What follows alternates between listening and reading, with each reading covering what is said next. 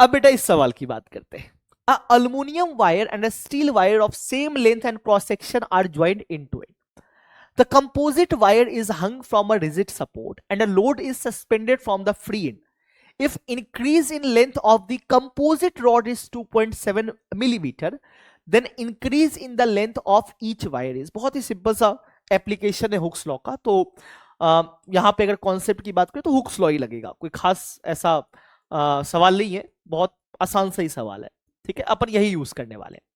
Picture क्या, पहले मैं आपको पिक्चर समझाता हूं. देखो हमारे पास दो रॉड का सिस्टम है. ठीक है, एक रॉड है अल्युमिनियम, जैसे ये मान लो अल्युमिनियम है, और ये मान लो बेटा स्टील रॉड है. ठीक है, तो ये मेरा अल्युमिनियम रॉड है और ये मान लो स्टील का रॉड है. ठीक है, दोनों का लेंथ बेटा सेम है और क्रॉस सेक्शन एरिया भी दोनों का सेम है. लेंथ और क्रॉस सेक्शन एरिया सेम है और दोनों का यंग्स मॉडुलस ऑब्वियस सी बात है अलग अलग होगा. तो इसका यंग्स मॉडुलस में वाई ए बोल देता हूं और इसका यंग्स मॉडुलस में वाई एस बोल देता हूं. ठीक है, और एक लोड है जिससे इसको सस्पेंड कर दिया गया है. एक मान लो मास एम वाला कोई लोड होगा जिससे इसको क्या कर दिया गया, सस्पेंड कर दिया गया.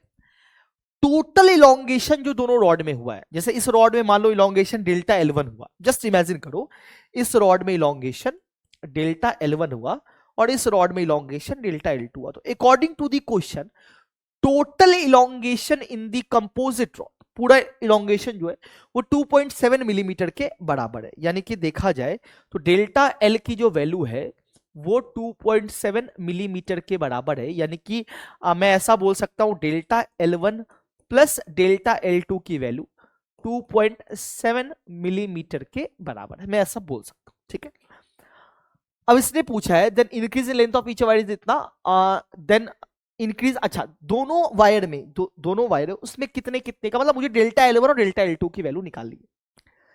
रॉड का मास नेग्लिजिबल मान के चल रहे हैं, तो इस पूरे रॉड में बेटा टेंशन की वैल्यू सेम होगी. यहां पर जो टेंशन होने वाला है वही टेंशन यहां पे भी होने वाला है. पूरे के पूरे रॉड में टेंशन जो होगा हर पॉइंट पे वो सेम होगा. पहली चीज तो ये.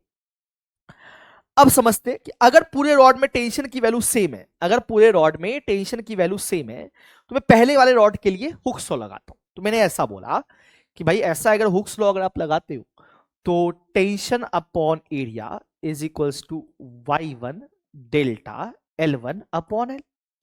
दूसरी रॉड में भी टेंशन तो सेम ही है, तो tension upon area is equals to y2 delta L2 upon L. यहां से हो गया.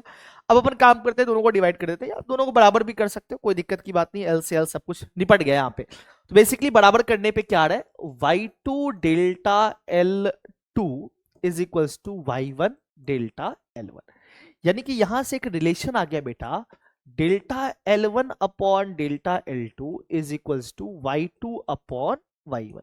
y2 की वैल्यू वैसे दिया हुआ है सवाल में, स्टील का है 7 इंटू 10 टू द पावर 10, तो ये 7 इंटू 10 टू दी पावर 10, और अल्यूमिनियम का कितना है 2 इंटू 10 टू दी पावर 11, तो यह है 2 इंटू 10 टू दी पावर 11, यानी कि 10 इंटू 10 टू दी पावर 10. ये कट गया तो 7/20 आ गया. ठीक है, तो 20 delta L1 is equal to 7 delta L2. इतना काहे दिमाग लगा रहे हो, इतना दिमाग काहे लगा रहे हो, अपन सीधा करो ना, यहाँ 7 करो, डेल्टा L2 की वैल्यू ये आ गई. अब डेल्टा L2 की वैल्यू कुछ ये आ गई, वहां चिपका देते हैं. तो delta L1 plus 20/7 delta L1 is equals to 2.7. Delta L1 common ले लिए. I hate this kind of calculation, don't you think, कौन करता है यार. चलो 7, तो ये आ गया 27. चलो थोड़ा आसान हो गया कैलकुलेशन, 27 आ गया. तो ऊपर में आ गया 27/7 डेल्टा L1 इस 27/10. कट कट, डेल्टा L1 की वैल्यू आ गई 0.7 मिलीमीटर. तो डेल्टा L1 आ गया 0.7 मिलीमीटर.